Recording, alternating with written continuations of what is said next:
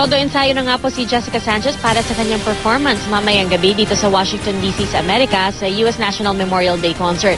At espesyal daw ang kanyang pagtatanghal dahil ang kanyang ama at lolo parehong sundalo. Narito ang aking report. Maagang dumating para sa dress rehearsal ng National Memorial Day Concert sa Capitol Lawn si Jessica. Kahit tila napagod sa hectic schedule nitong mga nakarang araw, di pa rin siya nagpapigil sa kanyang pag-practice ng US National Anthem na Star-Spangled Banner at ang The Prayer ni Celine Dion.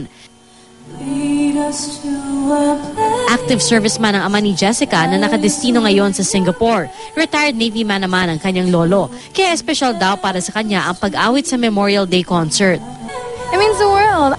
I'm excited and I feel like I'm a real part of this. And it's an honor to be singing for everybody here today. Habang nagpa-practice sa stage, ilang fans ni Jessica ang napatigil para siya'y panoorin. Pagkatapos ng Memorial Day concert, tututok na raw si Jessica sa paggawa ng sarili niyang album.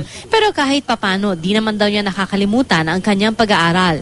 I'm definitely gonna, work on college stuff as a backup, but music is pretty much my #1 priority next to family. Kwento ni Jessica, malaki ang naitulong sa kanya ng Filipino-Mexican community habang siya'y nasa American Idol. I think it helped a lot, just because I had a lot of support, and it doesn't necessarily mean voting-wise. I mean, I just had support from my people, and I appreciate it so much. Dito na sa Amerika lumaki si Jessica, pero di raw nawawala ang pagka-Pinoy niya. How in touch or how aware are you of your Filipino heritage?